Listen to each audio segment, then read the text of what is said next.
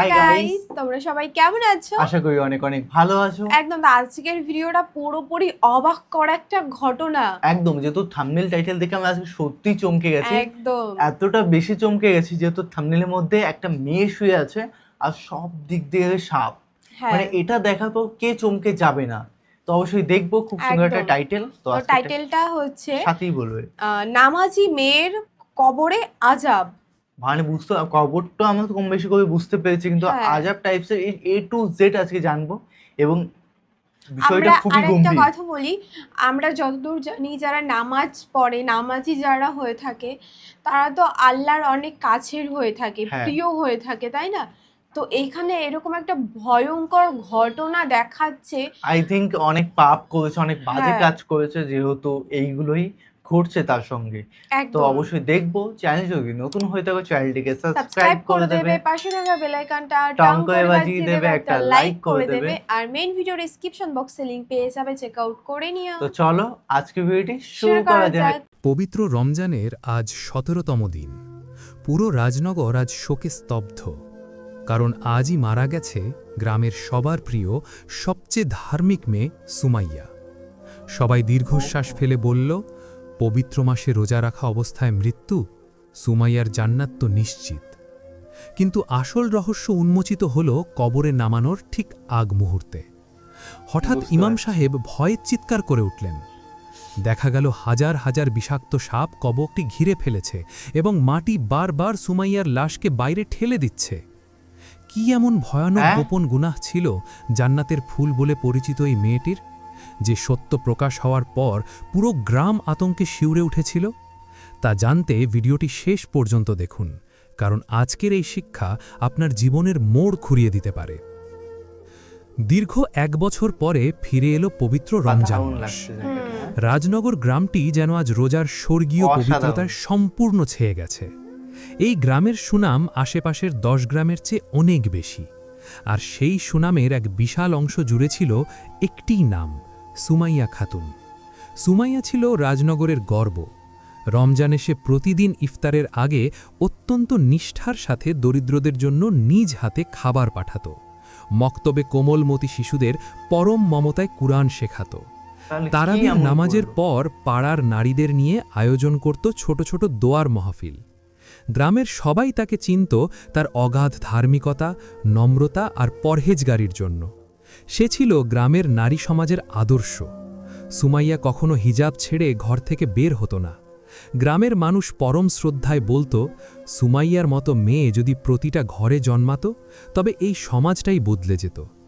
বয়স্ক নারীরা তাকে দেখে নিজেদের ওড়না ঠিক করে নিত, আর তরুণীরা বলতো, আমাদের ঠিক ওর মতোই হতে হবে। সবার মনে এক অটল বিশ্বাস ছিল, এই মেয়েটি জান্নাতের এক পবিত্র ফুল। কিন্তু রমজানের ১৭তম দিনে ঘটে গেল এক হৃদয় বিদারক ঘটনা। সেহেরির পর হঠাৎ খবর ছড়িয়ে পড়ল সুমাইয়া মারা গেছে।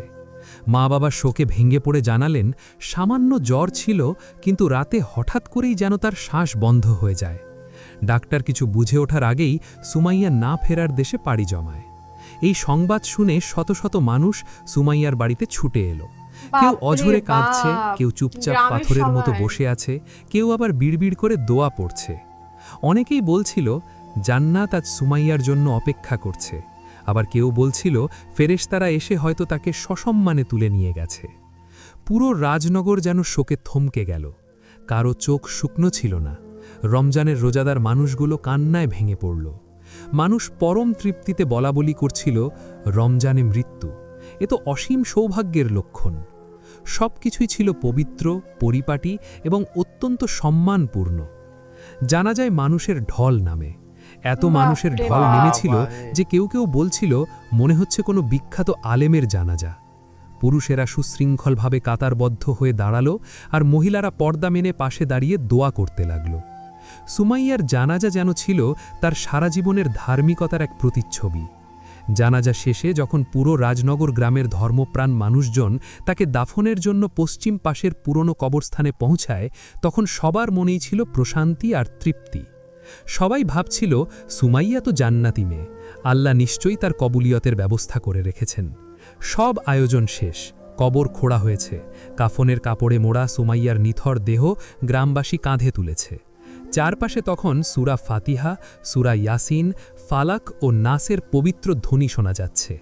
কেউ কাঁদছে, কেউ দোয়া পড়ছে, সব কিছুই ছিল সম্মানপূর্ণ, পবিত্র আর রমজানের আবহে অত্যন্ত আবেগময়।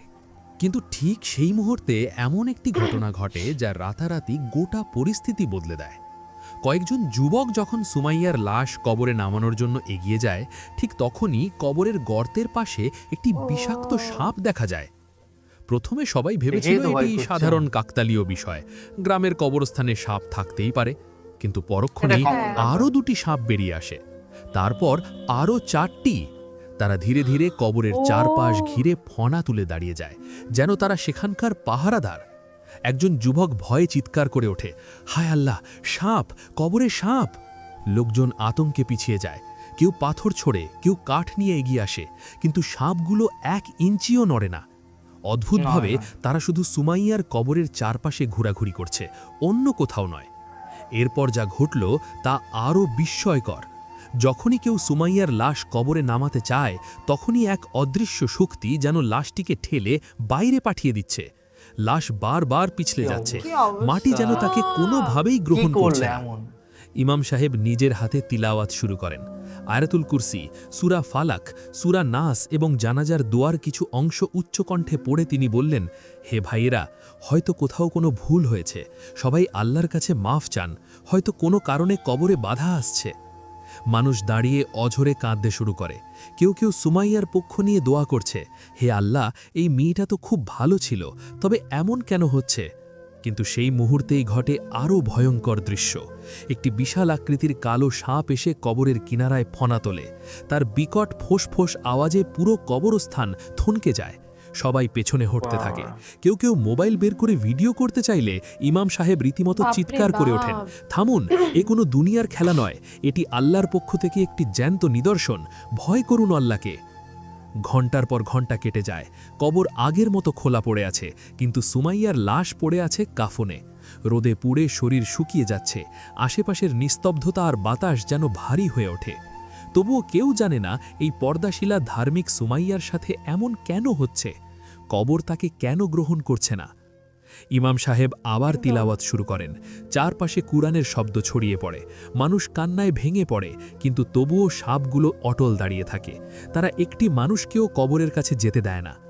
গ্রামবাসীর মুখে মুখে ছড়িয়ে পড়ে নানা কথা, জিনের কাজ, আল্লাহর গজব, নাকি কোনো গোপন গুনাহ।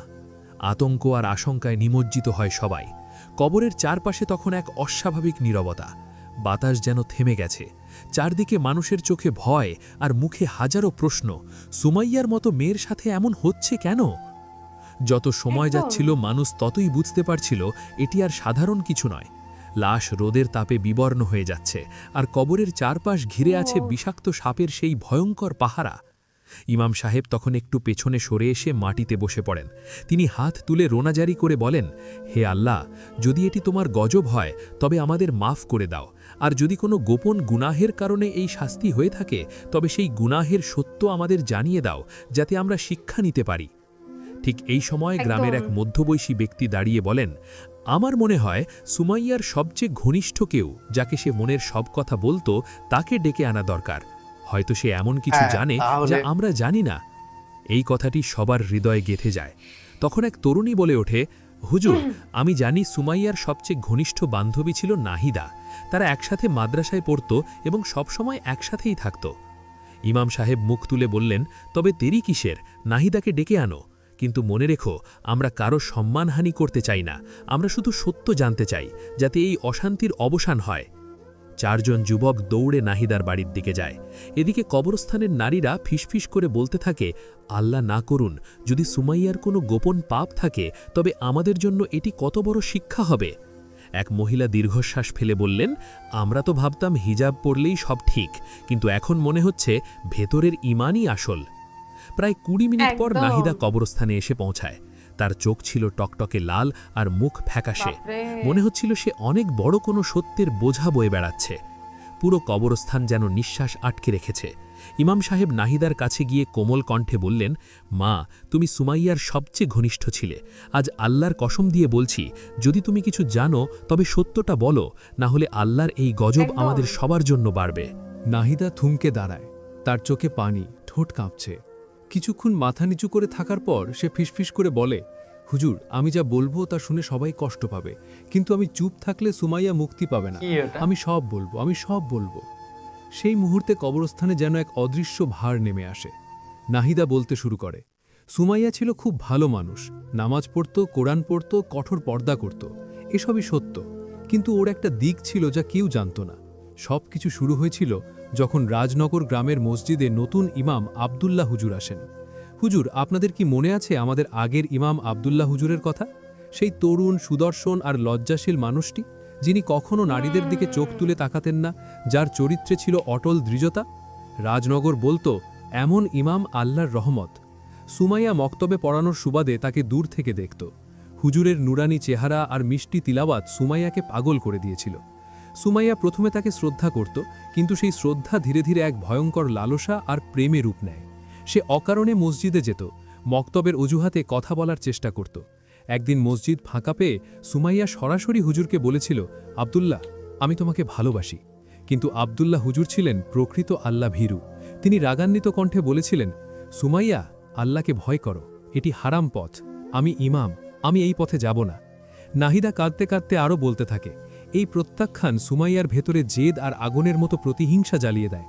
সে বলেছিল, এটাই তো যে আমার ভুল। ভালোবাসা ফিরিয়ে দিল, তাকে আমি দুনিয়াতে আর কারও হতে দেব না। এরপর সুমাইয়া এক ভয়ঙ্কর কালো জাদুকরের সন্ধান পায়। সে দিনের বেলা হিজাব পরে কোরআন শেখাত, আর রাতের অন্ধকারে সেই জাদুকরের কাছে গিয়ে কুফরি কালাম আর ব্ল্যাক ম্যাজিক শিখত। সুমাইয়া তার সেই জাদুর প্রয়োগ করেছিল আব্দুল্লাহ হুজুরের ওপর। জাদুর তীব্রতায় সেই পবিত্র কোরআনের হাফেজ আব্দুল্লাহ হুজুর ধীরে ধীরে মানসিক ভারসাম্য হারাতে শুরু করেন। শেষ দিকে পাগল বেশে ছেঁড়া কাপড়ে রাস্তায় রাস্তায় ঘুরে বেড়াতেন। কেউ জানত না কেন এত বড় আলেমের এমন পরিণতি হল। তাকে পাগল করে তিলে তিলে মৃত্যুর দিকে ঠেলে দিয়েছিল এই সুমাইয়াই। আব্দুল্লাহ হুজুরের মৃত্যুর পেছনের একমাত্র দায়ী এই সুমাইয়া। বাইরে থেকে সে হিজাব পরে নেককার সাজত, আর ভেতরে ভেতরে শয়তানের উপাসনা করত। নাহিদার কথা শেষ হতে না হতেই কবরস্থানে কান্নার রোল পড়ে গেল। সবাই শিউরে উঠল, কি ভয়ানক পাপের সাক্ষী তারা আজ। ইমাম সাহেব চোখ বন্ধ করে চিৎকার করে উঠলেন, আল্লাহু আকবার! যে পবিত্র কোরআন সে শিখাত, সেই কোরআনকেই সে জাদুর অস্ত্র বানিয়ে একজন আলেমের জীবন কেড়ে নিয়েছে। এই শির্ক আর জাদুর কারণেই আজ মাটি তাকে ঠাঁই দিচ্ছে না। রাজনগর গ্রামের মানুষ এখন বুঝতে পারল বুঝতে পেরেছিস? সুমাইয়ার গোপন জীবনের সেই বিভৎস রূপ। মানুষের ভেতরে এক ভয়ঙ্কর ঝড় বইছিল। তারা কি সত্যি এক শয়তানের মুখোশ পরা মানুষের জানাজা পড়িয়ে কবরে নিতে আসছিল? পুরো কবরস্থানে তখন পিন পতন নীরবতা। ইমাম সাহেব সেই নীরবতা ভেঙে দাঁড়ালেন। তার চোখে পানি, কণ্ঠ কাঁপছিল।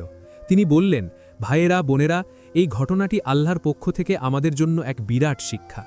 আমরা সুমাইয়াকে বাহ্যিকভাবে দেখেছি, কিন্তু তার অন্তরে ছিল অহংকার আর কুফুরি। কালো জাদু আল্লাহর হ্যাঁ, আরশকে সেটা তো কাঁপিয়ে দেখতে দেয়। পাইনি। গ্রামের এক মুরব্বী বলল, হুজুর, এখন আমাদের কি করার আছে? সুমাইয়ার কবর তো এখনও শূন্য, সাপ পাহারায় আছে আর লাশ রোদে পড়ে আছে। ইমাম সাহেব বললেন, আল্লাহর এই আজাব উঠবে না যতক্ষণ না পর্যন্ত আমরা সেই মৃত আব্দুল্লাহর জন্য দোয়া না করব। এবার ছোট বড়, নারী পুরুষ সকলে হাত তুলল।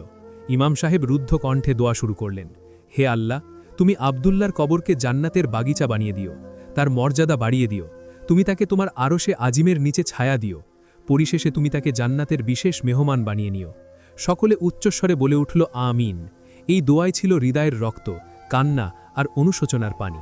আর ঠিক তখনই এক অলৌকিক পরিবর্তন দেখা গেল। সুমাইয়ার লাশ তখনও কবরে নামানো যায়নি। রোদে কাফন শুকিয়ে গেছে।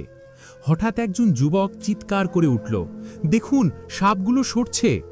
লোকজন অবাক হয়ে দেখল, সত্যি কবরের চারপাশে যেসব বিষাক্ত সাপ ফনা তুলেছিল, তারা ধীরে ধীরে মাটি ঘেঁষে পিছিয়ে যেতে শুরু করেছে।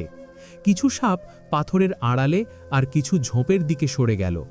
ইমাম বুঝতে সাহেব পেরেছি। কৃতজ্ঞ চিত্তে বললেন, আলহামদুলিল্লাহ, হয়তো আমরা আব্দুল্লাহর জন্যে যে দোয়া করেছি, আল্লাহ সেটি কবুল করেছেন, আর আব্দুল্লাহ হয়তো কবর থেকেই সুমাইয়াকে মাফ করে দিয়েছেন। বাতাস এখন শান্ত ও হালকা। ইমাম সাহেব বললেন, আর দেরি নয়, দাফন সম্পন্ন করো। এবার সুমাইয়ার লাশ খাটিয়া থেকে নামানো হলো। এবার আর শরীর পিছলে গেল না, মাটি আর তাকে ঠেলে দিল না। 4 জন যুবক সম্মানের সাথে লাশ কবরে নামিয়ে দিল। দাফন শেষে মাটি চাপা দেওয়া হলো। প্রতিটি মুঠো মাটির সাথে যেন এক একটি অনুশোচনা আর অশ্রু মিশে যাচ্ছিল। দাফন শেষে ইমাম সাহেব আবার দাঁড়ালেন এবং কবরের পাশে উপস্থিত মানুষদের দিকে তাকিয়ে বললেন, ভাইয়েরা ও বোনেরা, আপনারা আজ যা দেখলেন তা এক অলৌকিক সত্য। শুধু নামাজ, হ্যাঁ। হিজাব আর বাহ্যিক ইবাদত নয়, আল্লাহ আমাদের গোপন জীবন দেখেন। আজ যদি আমরা তওবা না করি তবে আমাদেরও এমন পরিণতি হতে পারে। সুমাইয়া ছিল একটি আয়না। আল্লাহ আমাদের সেই আয়নায় নিজেদের চেহারা দেখতে বাধ্য করেছেন। ইমাম সাহেবের এই কথায় রাজনগর গ্রামের মানুষের মধ্যে এক আমূল পরিবর্তন এলো। কবর থেকে ফেরার বাহ! সময় প্রতিটি মানুষের চোখে ছিল পানি আর হৃদয়ে তওবার দৃঢ় সংকল্প। এক বৃদ্ধ কাঁদতে কাঁদতে বললেন, আমি আজই ঘরে ফিরে সব গোপন পাপ থেকে তওবা করব। এক তরুণী তার বন্ধুকে জড়িয়ে ধরে Very বলল, চলো সব হারাম সম্পর্ক আর সোশ্যাল মিডিয়ার গুনাহ বন্ধ করি। একজন যুবক বলল, আমি আর কখনো কোনো নারীর দিকে কুদৃষ্টি দেব না। রাজনগরের মানুষ একসাথে এক আত্মশুদ্ধির পথে হাঁটতে শুরু করল। এই ঘটনা গ্রামটিকে বদলে দিয়েছিল। মেয়েরা বুঝল হারাম প্রেম আসলে ধ্বংসের আগুন। যুবকেরা বুঝল একদম। চোখের হিফাজত কতটা জরুরি। সবাই বুঝল কালো জাদু কুফরি।